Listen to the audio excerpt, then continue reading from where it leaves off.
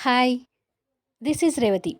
Video చూస్తున్న ప్రతి ఒక్కరికి, అలాగే లైక్స్, కామెంట్స్‌తో ఎంకరేజ్ చేస్తున్న వారందరికీ నా హృదయపూర్వక ధన్యవాదాలు. నీ తనుకే ఎపిసోడ్ నంబర్ 142. మైథిలిని పోలేరమ్మ దగ్గరికి తీసుకువెళ్ళాలని డిస్కషన్ జరుగుతుంటుంది కదా! ఆ తర్వాత నుంచి స్టోరీ కంటిన్యూషన్. ఏమంటున్నావు గ్రాని? మైథిలికి పోలేరమ్మ తల్లి దగ్గర వైద్యం చేస్తే కోలుకోవడం ఏంటి? అని అడుగుతాడు కళ్యాణ్ అర్థం కానట్టుగా చూస్తూ. అమ్మమ్మ గారు చెప్పేది నిజమే కళ్యాణ్. అక్కడ చాలామంది మైథిలి లాంటి పేషెంట్స్ వైద్యం చేయించుకోవడం నేను కూడా చూశాను అంటాడు అర్జున్. కళ్యాణ్, మైథిలి ఆశ్చర్యంగా చూస్తుంటారు. అక్కడ అడవి తల్లి ఆకురసాలతో చేసే వైద్యానికి మంచి పేరుంది కళ్యాణ్. జీవితంలో ఎప్పటికీ నడవలేను అనుకున్న వాళ్ళు కూడా అక్కడ వైద్యం చేయించుకొని బాగైన వారు ఉన్నారు. మైథిలిని అక్కడికి తీసుకెళ్తే కొన్ని రోజుల్లోనే మామూలుగా నడుస్తుందనే నమ్మకం నాకుంది అంటుంది అనసూయమ్మ గారు. మైథిలికి గతం గుర్తొస్తూ అక్కడ చావు బతుకుల మధ్య ఉన్న కళ్యాణ్కి పోలేరమ్మ తల్లి కృపతో పసర వైద్యంతో కళ్యాణ్ కోలుకోవటం గుర్తొచ్చి, నిజమే, అక్కడి వైద్యాన్ని నేను కూడా నమ్ముతాను. నన్ను అక్కడికి తీసుకువెళ్ళండి అమ్మమ్మగారు అంటుంది ఆశగా. ఇలాంటి వైద్యాన్ని ఎంతవరకు నమ్ముతాము మైథిలి అంటాడు కళ్యాణ్. లేదు కళ్యాణ్, నేను పూర్తిగా నమ్ముతాను. దానికి సాక్ష్యం నువ్వే. అప్పుడు మనం చేసిన ఓ పిచ్చి పని వల్ల చనిపోతావనుకున్న నువ్వు ఆ స్వామీజీ ఇచ్చిన పసరు వైద్యంతో పోలేరమ్మ తల్లి కృపతో నువ్వు బతికావు. అందుకే అంత నమ్మకంగా చెప్తున్నాను. మనం అక్కడికి వెళ్దాం అంటుంది మైథిలి. మాలతి కూడా ఆ వైద్యానికి సపోర్ట్ చేస్తూ, నేను కూడా అక్కడ వైద్యం గురించి విన్నాను. ఒకసారి వెళ్ళి ప్రయత్నిస్తే మంచిదే కదా అంటుంది. వాళ్ళ మాటలకి శ్రేయ నవ్వుకుంటూ, పిచ్చి మొహాలు, ఆకురసం వైద్యంతో కాళ్ళు చేతులు పనిచేస్తాయంట. చూద్దాం ఎంతవరకు పనిచేస్తాయో. మనం కూడా ఒక మాట సపోర్ట్ చేస్తే పోలా అని మనసులో అనుకొని, అయితే ఇంకేంటి, అక్కని తీసుకొని అక్కడికి వెళ్దాం అని అంటుంది. ఆ వైద్యం గురించి కళ్యాణ్కి అంతగా తెలియదు కాబట్టి, సరే ప్రయత్నించి చూద్దాం అని అంటాడు మామూలుగా. అర్జున్, మనం కొన్ని రోజులు అక్కడ ఉండటానికి అన్ని ఏర్పాట్లు చేయించు అంటుంది అనసూయం గారు. సరే అమ్మమ్మ గారు, కానీ ఎంత లేదన్నా అక్కడ ఏర్పాట్లు చేయించడానికి ఓ 4 రోజుల వరకు టైం పట్టొచ్చు అంటాడు అర్జున్. సరేలే, ఎంత తొందరగా వీలైతే అంత తొందరగా కానివ్వు అంటుంది అనసూయం గారు. అదే రోజు రాత్రి మైత్రి నిద్రపోతుంటుంది. గంటలు గడిచి తెల్లవారుజామున 4 గంటలు అవుతుంటుంది. మైథిలికి నిద్రలో చిలక జోస్యం గుర్తు వచ్చి, కళ్యాణ్ రెండో కోరిక త్వరలో తీరబోతున్నట్టు గుర్తుగా కలలో కళ్యాణ్ తన ఒంటి మీదున్న వస్త్రాలని ఒక్కొక్కటిగా విప్పుతుంటాడు. అలా చీర తీసేసి జాకెట్ లంగా కూడా విప్పి తనని పూర్తి వివస్త్రం చేసి చూడటం కలలో కనిపించి, నో అని గట్టిగా అరుస్తుంది. సోఫాలో పడుకున్న మాలతి ఒక్కసారిగా ఉలిక్కిపడి లేచి చెమటలతో భయపడుతున్న మైథిలి దగ్గరకొచ్చి, ఏమైంది మేడం అని అడుగుతుంది. మైథిలి అలారం వైపు చూస్తుంది. టైం 4 కావడం చూస్తూ తనకు వచ్చిన కల తలుచుకొని భయపడుతుంటుంది. పక్క రూమ్లో పడుకున్న కళ్యాణ్కి కూడా ఆ కేక వినిపించి భుజంగరావు అనే ఆలోచనతో కంగారుగా అక్కడికొచ్చి, ఏమైంది మైథిలి అంటూ దగ్గరికి రాబోతుంటే కళ్యాణ్ని చూసి మైథిలి భయపడుతూ, వద్దు, దగ్గరికి రావద్దు, అక్కడే ఆగు అంటుంది. ముందుకు రాబోయిన కళ్యాణ్ తను ఏదో విషయం మీద భయపడుతుందని అర్థమై అక్కడే ఆగిపోతాడు. అనసూయం గారు, శ్రేయ, రాములమ్మ కూడా ఆ కేక విని అక్కడికి వస్తారు. ఏమైందమ్మా అంటూ అనసూయం గారు భయపడుతున్న మనవరాల దగ్గరికి వచ్చి లేపి కూర్చోపెట్టి హక్కున చేర్చుకుంటుంది. మైథిలి కన్నీళ్ళు పెట్టుకుంటూ భయంతో కళ్యాణ్ వైపు చూస్తుంటుంది. ఏదో పీడకలు వచ్చి ఉంటుందండి అంటుంది మాలతి. ఈ టైంలో పీడకల ఏంటి అని అనసూయం గారు కూడా కంగారు పడుతూ, భయపడకమ్మా అంటూ ధైర్యం చెప్తుంది. శ్రేయ తనకొచ్చిన కలను చూసి ఏదో అనుమాన పడుతుంటుంది. శ్రేయ, మాలతి, రాములమ్మ, మీరు కాసేపు బయటికి వెళ్ళండి అని చెప్తాడు కళ్యాణ్. ఆ ముగ్గురు అక్కడి నుంచి వెళ్ళిపోతారు. కళ్యాణ్ నిదానంగా తన దగ్గరికి వచ్చి కూర్చొని, నా గురించి నువ్వు ఇంకా ఏదో భయపడుతున్నావని అర్థమవుతుంది మైథిలి. కానీ నేను నిజం చెప్తున్నాను. ఇంతకు ముందులాగా నీ తనువు అనుభవించాలనే కోరిక ఉన్నట్టు ఇప్పుడు నాకు లేదు. ఆ రోజు లోయ దగ్గర నేను ప్రమాదంలో ఉన్నప్పుడు ఏ క్షణమైతే నన్ను బాబా అని పిలిచావో, ఆ క్షణమే నిన్ను ఏడిపించే పాత కళ్యాణ్ చనిపోయాడు. ఇది పచ్చి నిజం. నా గురించి అనవసరంగా భయాలు పెట్టుకొని నీ మనసు పాడు చేసుకోవద్దు మైథిలి అంటూ అభిమానంగా తన తల నిమురుతాడు. ఆ క్షణం కళ్యాణ్ కలలో మైథిలికి నిజాయితీ కల్పించి భయాన్ని పోగొట్టుకొని చూస్తూ, నువ్వు ఇలాగే నిజాయితీగా ఉంటే పర్వాలేదు కళ్యాణ్. అలా కాదని నువ్వు నీ రెండో కోరిక తీర్చుకుంటే మాత్రం నిన్ను జన్మలో క్షమించలేను అని మనసులో అనుకొని, సరే కళ్యాణ్, నిన్ను నమ్ముతున్నాను అని అంటుంది. ఆ మాటలతో కళ్యాణ్ అనసూయం గారు మొహంలో సంతోషం కనిపిస్తుంటుంది. జరగాలని జాతకంలో ఉన్నప్పుడు దానిని మార్చడం ఎవ్వరి తరం కాదని మైథిలికి తెలియదు కదా పాపం. శ్రేయ బయటికి వెళ్ళినట్టే వెళ్ళి వాళ్ళ మాటలు చాటుగా వింటుంది. మైథిలిని పోలేరమ్మ తల్లి దగ్గరికి తీసుకువెళ్లే విషయం అనసూయం గారు రాజేశ్వరికి ఫోన్లో చెప్పి, నువ్వు కూడా మాతో రా రాజేశ్వరి అని అడుగుతుంది. రావాలని అనిపిస్తున్నా రాలేకపోతున్నాను పిన్ని. ఈ మధ్య నా ఆరోగ్యం అంతగా బాగుండటం లేదు. మైథిలికి నా ఆరోగ్య విషయం తెలుసు కాబట్టి అక్కడికి రావద్దని చెప్తుంది. రాములమ్మ మాలతి ఉన్నారు కదా, తనని చూసుకుంటారని చెప్పి నన్ను రానివ్వడం లేదు అంటుంది రాజేశ్వరి. సరే రాజేశ్వరి, ఆరోగ్యం బాగలేనప్పుడు నేను కూడా వద్దనే చెప్తాను. అయినా నేను వెళ్తున్నాను కాబట్టి మైథిలిని జాగ్రత్తగా చూసుకుంటాను. శ్రేయ కూడా వస్తుంది కాబట్టి ఎలాంటి ప్రాబ్లం ఉండదు అంటుంది అనసూయం గారు. సరే పిన్ని, మీరు వెళ్ళేటప్పుడు నేను ఒకసారి మైథిలిని చూడటానికి వస్తానులే అని చెప్తుంది రాజేశ్వరి. మైథిలి బెడ్ కానుకొని కూర్చొనుంటే కళ్యాణ్ తన పక్కన కూర్చొని ఉంటాడు. కళ్యాణ్ చేతిలో ఫోన్ ఉంటుంది. మోహన్ వీడియో కాల్లో మైథిలి కళ్యాణ్తో మాట్లాడుతూ ఉంటాడు. కళ్యాణ్ ఫోన్ పట్టుకొని మోహన్కి మైథిలిని చూపిస్తుంటాడు. ఎలాంటి బెంగ పెట్టుకోకు మైథిలి, బామ్మగారు కళ్యాణ్ నీకు ఎప్పుడు తోడుగా ఉంటారు. పోలేరమ్మ తల్లి దయ వల్ల నువ్వు తిరిగి నడుస్తావనే నమ్మకం నాకు ఉంది అని అంటాడు మోహన్ తన గురించి బాధపడుతూ. అవును మోహన్, ఇలా ఉండటం నా వల్ల కావడం లేదు. బాబుని ఎత్తుకోవాలన్నా ప్రతిసారి కళ్యాణ్ సహాయం తీసుకోవాల్సి వస్తుంది. ఒకరి సహాయంతో ఉండాలంటే కష్టంగా ఉంది.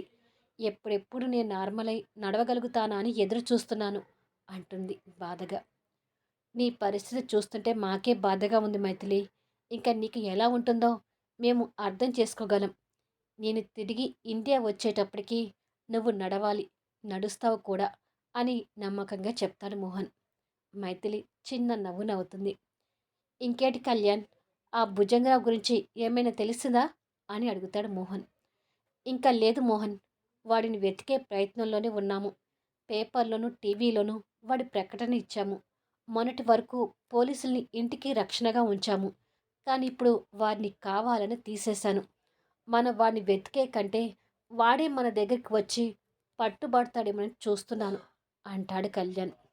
సరే కళ్యాణ్, అటువంటి వాడితో ఏ క్షణమైన ప్రమాదమే, జాగ్రత్తగా ఉండండి అని చెప్తాడు మోహన్. అలాగే మోహన్ అంటాడు కళ్యాణ్. పక్కపక్కనే ఉన్న వాళ్ళిద్దరినీ మోహన్ కాస్త కష్టంగా చూస్తూ, సరే మైథిలి, ఉంటాను అని ఫోన్ పెట్టేసి వస్తున్న కన్నీళ్ళు కంట్రోల్ చేసుకుంటూ, మీ ఇద్దరిని ఇలా చూస్తుంటే నువ్వు పూర్తిగా నాకు దూరం అవుతున్నావేమోనని నాకు అనిపిస్తుంది మైథిలి. కానీ నా మనసులో నుంచి నిన్ను మాత్రం తీసేయలేను అని అనుకొని బాధపడుతుంటాడు. వాళ్ళిద్దరూ అలా ఉండగానే రాములమ్మ బాబుని తీసుకొని అక్కడికొచ్చి, మీకోసం బాబు వెతుకుతున్నారు బాబుగారు, కాసేపు బాబుని ఎత్తుకోండి అని బాబుని కళ్యాణ్కి ఇస్తుంది. కళ్యాణ్ నవ్వుతూ బాబుని ఎత్తుకొని ముద్దు పెడతాడు. తల్లిదండ్రుల్ని చూడగానే బాబు కేరింతలు ఎక్కువ అవుతూ హుషారుగా ఉంటాడు. మైథిలి వాడి నవ్వులు చూసి పడుతూ, బాబుని మొన్నటిలాగా నా ఒడిలో కూర్చోబెట్టి కళ్యాణ్ అని అంటుంది. సరే మైథిలి అంటూ మైథిలి చేతుల సహాయంతో బాబుని ఎత్తుకొని మైథిలి ఒడిలో కూర్చోబెడతాడు. ఇద్దరూ కలిసి బాబుతో సరదాగా ఉండటం చూసి రాములమ్మ సంతోషపడుతూ కావాలని బయటికి వెళ్ళిపోతుంది. శ్రేయ అప్పుడే ఆ రూంలోకి రాబోతుండగా ఆగండి మేడం, ఎక్కడికి వెళ్తున్నారు అని అడుగుతుంది రాములమ్మ. మా అక్క దగ్గరికి వెళ్తున్నాను అంటుంది శ్రేయ. మీ అక్క తన బావతో కలిసి బాబుతో సరదాగా గడుపుతుంది. కాసేపు వాళ్ళని డిస్టర్బ్ చేయకండి అంటుంది రాములమ్మ. అది విని శ్రేయ కోపం తెచ్చుకుంటూ, నేను రూమ్లోకి వెళ్ళాలి, నన్ను వెళ్ళనివ్వు అని వెళ్ళబోతుంటే రాములమ్మ కూడా కాస్త కోపంగా శ్రేయ చేయి పట్టుకొని ఆపి, కాబోయే భార్యాభర్తలు సరదాగా గడుపుతుంటే మీరెందుకు వాళ్ళ మధ్యలో పానకోల పుడకలాగా కిచెన్లో నాకు కాస్త సహాయం చేద్దరుగా రండి అని అంటుంది. నీకు సహాయం చేయటానికి నాకు వంట రాదు. అయినా నేనేమైనా వంట మనిషిని అనుకున్నావా సహాయం చేయమని అడగటానికి అంటుంది శ్రేయ కోపం తెచ్చుకుంటూ. వంట మనిషి కాదు, ఆడ మనిషి అనుకుంటున్నాను. మీకు వంట రాకపోతే నేను నేర్పిస్తాను. రేపు వచ్చే మీ మొగుడికి వంట చేసి పెట్టరా ఏంటి అంటూ శ్రేయాని బలవంతంగా కిచెన్లోకి లాక్కెళ్ళి ఉల్లిపాయలు చేతికిచ్చి వీటిని కట్ చేయండి అని అంటుంది. శ్రేయ వాటి వైపు చిరాగ్గా చూస్తూ, అసలు మాలతి కనిపించడం లేదు, ఎక్కడికి వెళ్ళింది అని అడుగుతుంది. వాళ్ళు ఇద్దరికీ ప్రైవసీ ఇవ్వాలని ఏదో పని మీద మాలతిని నేనే బయటికి పంపించాను. ముందైతే మీరు మాటలు ఆపి ఆ ఉల్లిపాయలు కట్ చేయండి అని అంటుంది రాములమ్మ కాస్త విసురుగా. ఛ! ఈ రాములం దగ్గర ఇలా ఇరుక్కుపోయానేంటి అని అనుకుంటూ శ్రేయ ఉల్లిపాయలు కట్ చేస్తుంటుంది. బాబుతో ఆడుకుంటున్న మైథిలి, కళ్యాణ్ నవ్వులు కిచెన్లోకి వినిపిస్తుంటాయి. శ్రేయ ఆ నవ్వులు వింటూ కన్నీళ్లు కారుస్తూ ఉల్లిపాయలు కట్ చేస్తుంటుంది. అంతేకాదు, మనము పోలేరమ్మ తల్లి దగ్గరికి వెళ్ళటానికి అందరిలాగే సర్దాలి. ఈ రోజంతా మీరు నాకు అందుబాటులో ఉండాలి అని రాములమ్మ ఆర్డర్ వేస్తున్నట్టుగా చెప్తుంది. కర్మరా బాబు, వాళ్ళిద్దరిని కలపాలని చెప్పి నన్ను దీనికి పర్సనల్ సర్వెంట్ని చేసుకుంటుంది అని తిట్టుకుంటూ రాములమ్మ చెప్పే పనులు చేస్తుంటుంది.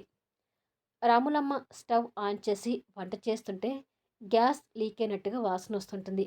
ఇదేంటి గ్యాస్ వాసన వస్తుంది అని అడుగుతుంది శ్రేయ. అవును, సిలిండర్ ఏదో ప్రాబ్లం ఉండి గ్యాస్ లీక్ అవుతుంది. గ్యాస్ కంపెనీ వాళ్ళకి ఫోన్ చేశాను, వర్కర్ని పంపిస్తానన్నారు, ఇంకా రాలేదు అంటూ రాములమ్మ వంట చేస్తుంటుంది. ఇలా ఉంటే ప్రమాదం, త్వరగా వర్కర్తో రిపేర్ చేయించు అని శ్రేయ సలహా ఇస్తుంది. కళ్యాణ్ చేతుల సహాయంతో మైథిలి బాబుని ముద్దు పెట్టుకొని, వీడితో ఉంటే నా ప్రాబ్లం కూడా మర్చిపోయి ప్రశాంతంగా ఉంటున్నాను కళ్యాణ్ అని అంటుంది. కళ్యాణ్ నవ్వి, నువ్వు మానసికంగా ఎంత దృఢంగా ఉంటే నీకంత మంచిది మైథిలి. ఒకప్పుడు నీ కన్నీళ్ళంటే ఇష్టమని చెప్పాను, ఇప్పుడు నీ నవ్వంటే ఇష్టమని చెప్తున్నాను. నువ్వు ఎప్పుడు ఇలాగే నవ్వుతూ ఉండాలి అంటాడు ఆత్మీయంగా. కళ్యాణ్ అలా మాట్లాడుతుంటే మైథిలి కొత్తగా చూస్తుంటుంది. ఆఫీస్ వర్క్ పెండింగ్ పడుతున్నాయని మేనేజర్ ఫోన్ చేశాడు కళ్యాణ్. నిన్ను ఆఫీస్ వైపుకి రానివ్వద్దని నేనే మేనేజర్ చెప్పాను. కానీ ఇప్పుడు నువ్వే వెళ్ళి ఆఫీస్ వర్క్ చక్కదిద్దమని అడుగుతున్నాను అని అంటుంది. ఆఫీస్ వర్క్ తర్వాత చూసుకోవచ్చులే మైథిలి. ఆ భుజంగరావు చచ్చే వరకు నిన్ను వదిలి ఎక్కడికి వెళ్ళాలనుకోవడం లేదు అంటాడు. ఈ కాసేపట్లో వాడు ఏం చేస్తాడులే కళ్యాణ్. రేపు ఒక ప్రాజెక్ట్కి టెండర్ని కోడ్ చేసే వర్క్ ఉంది. అది రేపు కంప్లీట్ అయితే మనం ప్రశాంతంగా పోలేరమ్మ తల్లి దగ్గరికి వెళ్ళొచ్చు. పైగా మనం అక్కడ ఎన్ని రోజులు ఉంటామనేది కూడా కరెక్ట్గా చెప్పలేం కదా. అందుకే ఒకసారి ఆఫీస్ వైపు వెళ్ళిరా అని అంటుంది. కానీ కళ్యాణ్ మైథిలిని వదిలి వెళ్ళడం ఇష్టం లేనట్టుగా ఉండిపోతాడు. ప్లీజ్ కళ్యాణ్, నాకు నా ఆరోగ్యమే కాదు, ఆఫీస్ వర్క్ కూడా ఇంపార్టెంటే. ఆఫీస్ వర్క్ వెనకబడితే నాకు కష్టంగా అనిపిస్తుంది. ఈ ఒక్కరోజుకి ఆఫీస్కి వెళ్ళిరా అని రిక్వెస్ట్ చేస్తుంది. సరే మైథిలి, బాబుని రామరామ్కిచ్చి ఆఫీస్కి వెళ్తాను, నువ్వు కాసేపు పడుకొని నిద్రపో అని చెప్పి తనని సరిగ్గా పడుకోపెట్టి రూమ్లో నుంచి బాబుని తీసుకొని బయటకు వస్తాడు. టాబ్లెట్స్ పవర్తో మైథిలి నిదానంగా నిద్రలోకి వెళ్తుంటుంది.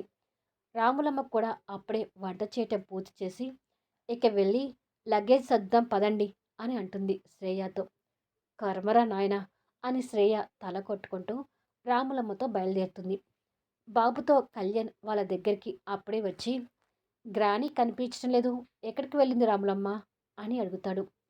ఏదో పని మీద బయటికి వెళ్ళారు బాబుగారు, కాసేపట్లో రావచ్చు అని చెప్తుంది రాములమ్మ. సరే, నేను ఆఫీస్కి వెళ్ళొస్తాను, బాబుని తీసుకో అని చెప్పి కళ్యాణ్ బాబుని రాములమ్మకిస్తూ, మైథిలి నిద్రపోతుంది. కాసేపు తనని ఎవరు డిస్టర్బ్ చేయకండి అని చెప్తాడు. సరే బాబుగారు అంటుంది రాములమ్మ. హమ్మయ్య! కళ్యాణ్ మైథిలి దగ్గర ఉండకుండా ఆఫీస్‌కెళ్తున్నాడు. ఇది కాస్త బెటర్ అని అనుకుంటుంది శ్రేయ. కళ్యాణ్ బయటికి వెళ్ళి కార్ తీసుకొని ఆఫీస్ వైపు వెళ్తాడు. కళ్యాణ్ వెళ్ళిపోవడం చూసి రాములమ్మ మెయిన్ డోర్ వేసొచ్చి, ఇక పైకి వెళ్దాం పదండి అని చెప్పి వెళ్ళబోతుండగా డోర్ నాక్ చేసిన సౌండ్ వినిపిస్తుంటుంది. ఎవరో వచ్చారు రాములమ్మ అని అంటుంది శ్రేయ. సిలిండర్ రిపేర్ చేయడానికి వర్కర్ వచ్చి ఉంటాడు అంటూ బాబుని శ్రేయాకిచ్చి, మీరు బాబుని తీసుకుని వెళ్ళి లగేజ్ సర్దండి, నేను ఈలోపు వచ్చేస్తాను అంటుంది రాములమ్మ. సరే అని చెప్పి శ్రేయ బాబుని తీసుకుని పైకి వెళ్తుంది.